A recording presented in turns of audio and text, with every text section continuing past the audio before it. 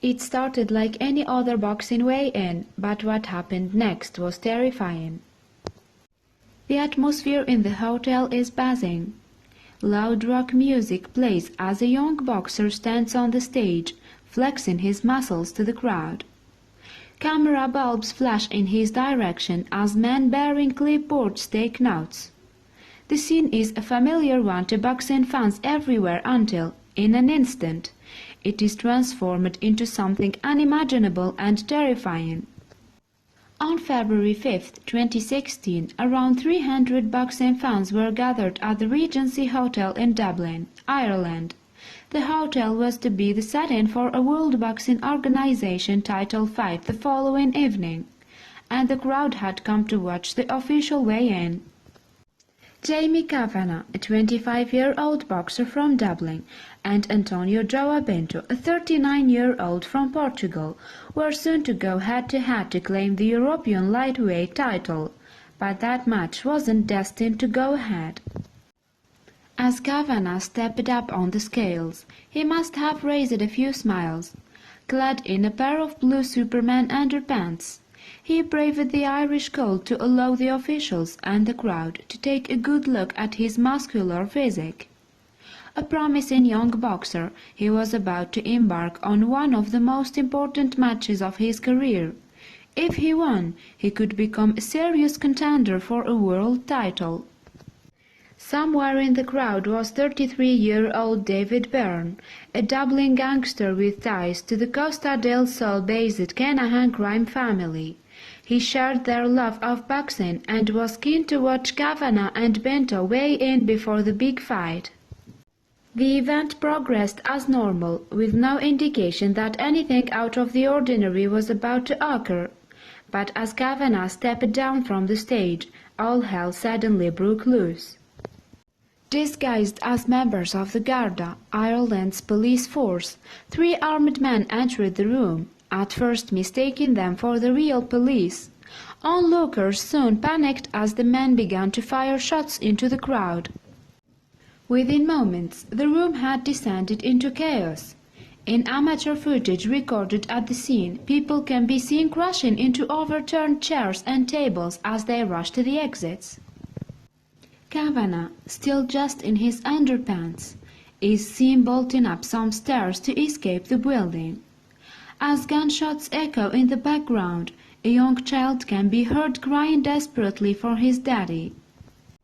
As hundreds fled into the streets, the scene inside was grim. David Byrne lay dead on the floor, while 2 of his companions were gravely injured.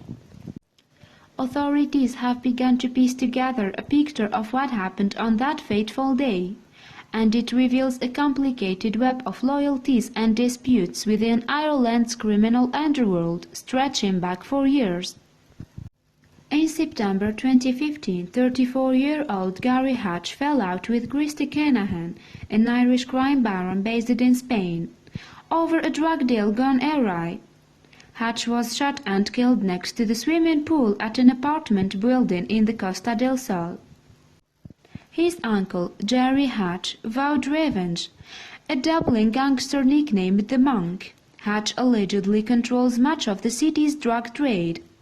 It is thought that he masterminded the attack at the Regency Hotel as an act of retribution.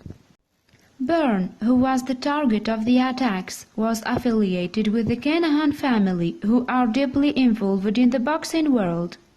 By ordering his shooting, Hatch dealt the latest blow and in ongoing and bloody feud, according to some. However, things may not be that clear-cut. In the aftermath of the shooting, a man speaking on behalf of the Continuity era claimed responsibility for the attacks. According to him, the attack was a response to the 2012 murder of Alan Ryan, a real IRA terrorist group member.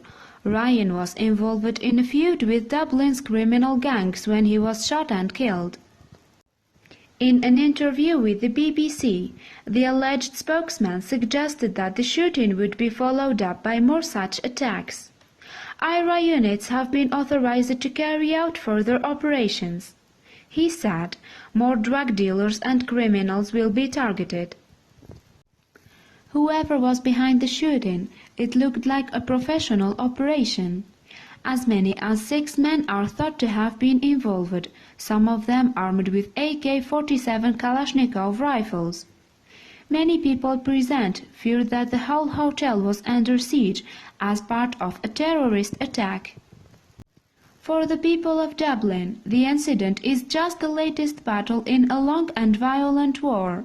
But as politicians weigh in on the conflict, tensions between different factions of the city's criminal underbelly continue to grow. Just 3 days after the shooting, taxi driver Eddie Hatch SNR was gunned down in his Dublin home. The brother of Jerry Hatch, he was not known to be involved in any violent crime, just another victim of a feud that shows no signs of abating.